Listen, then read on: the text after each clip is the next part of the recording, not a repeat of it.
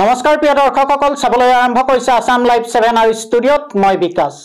প্ৰিয় দৰ্শকসকল সঘনাই দলবাগৰি চৰ্চাত থকা বৰবাম গাঁও পঞ্চায়তৰ প্ৰাক্তন সভাপতি ৰঞ্জিত ফুলমালিৰ সন্মুখত এবাৰ বিপদ। এবাৰ দলবাগৰি নহয়, প্ৰথম কংগ্ৰেছত, তাৰ পিছত এজিপিৰ পৰা বিজেপিৰ পৰা ঘৰৰ লৰা ঘৰলৈ ঘূৰি যোৱা দি পুনৰ কংগ্ৰেছত। সঘনাই চৰ্চাত থাকে ৰঞ্জিত ফুলমালি, কাৰণ তেওঁ সঘনে দল বাগৰি থাকে। কিন্তু এইবাৰ দল বাগৰাৰ বাবে তেওঁ চৰ্চালৈ অহা নাই। এইবাৰ তেওঁৰ সন্মুখত আহি পৰিছে ভয়ানক বিপদ। প্ৰিয় দৰ্শকসকল, বৰবাম গাঁও পঞ্চায়তত কেইবাটা বছৰ আগতে পাৱাৰ টিলাৰ আৰু পাম্পছেটক লৈ প্ৰায় 30 লক্ষাধিক টকাৰ ভয়াবহ কেলেংকাৰী হোৱাৰ অভিযোগ তুলি আহিছিল আমগুৰি নৱনিৰ্মাণ সমিতিৰ সভাপতি দিগন্ত শইকীয়াই।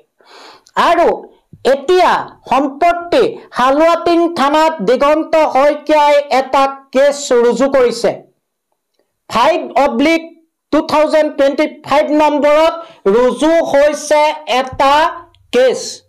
আৰু দিগন্ত শইকীয়াই জানিবলৈ দিয়া মতে তদন্ত ক্ৰমাৎ আগবাঢ়িছে। আৰু এই তদন্তৰ আওতালে অহাৰ সম্ভাৱনা আছে বৰবাম গাঁও পঞ্চায়তৰ প্ৰাক্তন সভাপতি ৰঞ্জিত ফুলমালি, গাঁওবুঢ়া আৰু সেই সময়ৰ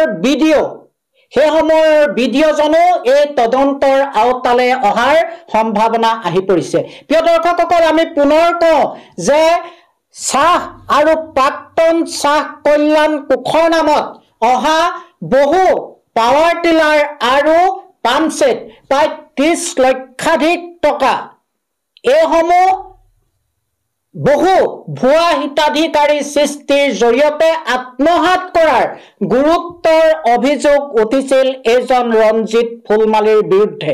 আৰু RTI তথ্যৰ ভিত্তিত এই অভিযোগ উত্থাপন কৰিছিল আমগুৰি নৱনিৰ্মাণ সমিতিৰ সভাপতি দিগন্ত শইকীয়াই। শিৱসাগৰ জিলাৰ হালুৱাটিং আৰক্ষী থানাত 5/2025 গোচৰ পঞ্জীয়ন কৰি চাহ আৰু প্ৰাক্তন চাহ জনজাতি কল্যাণ বিভাগৰ যি পাৱাৰ টিলাৰ পাম্পছেট দুৰ্নীতি সংঘটিত হৈছিলে তাৰ তদন্ত আৰম্ভ কৰিছে হালুৱাটিং আৰক্ষী থানাই। আৰু শিৱসাগৰ জিলাৰ হালুৱাটিং আৰক্ষী থানাৰ অধীনৰ বৰবাম গাঁও পঞ্চায়ততে এই কেলেংকাৰী সংঘটিত হৈছিলে। ভুৱা নাম ভুৱা ঠিকনাৰে পাৱাৰ টিলাৰ পাম্পছেট লুণ্ঠন কৰিছিলে। আমি বিভিন্ন সময়ত তদন্তৰ দাবী কৰি আহিছিলোঁ। শেহতীয়াকৈ হালুৱাটিং আৰক্ষী থানাত এক গোচৰ পঞ্জীয়ন হৈছে আৰু গোচৰৰ ভিত্তিত তদন্ত আৰম্ভ কৰিছে।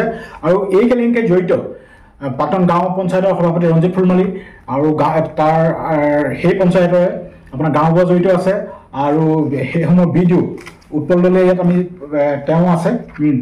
এইসকলৰ বিৰুদ্ধে তদন্ত আৰম্ভ কৰিছে। আৰু একেজন ব্যক্তি বিভিন্ন ঠাইত তেওঁৰ ঠিকনা দিছে, ঠিকনা লৈ পেলাই এইবিলাক পাৱাৰ টিলাৰ লুণ্ঠন কৰিছে। এইখিনি হৈছে RTI তথ্য। এইখিনি আমি বনোৱা তথ্য নহয়, চাহ আৰু প্ৰাক্তন চাহজনী যদি কল্যাণ বিভাগৰ পৰা পোৱা তথ্য। এজন ব্যক্তি নামে বেনামে আৰু গোটেই তেওঁলোকৰ পৰিয়ালটোৰ কাৰণে হৈছে এই আঁচনিখন, গোটেই বিভাগটো তেওঁলোকৰ পৰিয়ালটোৰ কাৰণে হৈছে। অকল এইজন টেঙা গাঁও পঞ্চায়তৰ প্ৰাক্তন সভাপতি দেৱজিত বৰুৱামো এই বাছনি কমিটি তেওঁ সদস্য আছিল। তেওঁ তদন্ত অংশলৈ আহিব। আৰু আশা কৰিছোঁ আমি অকল এই জেলৰ ভাত খোৱাটো বিচৰা নাই।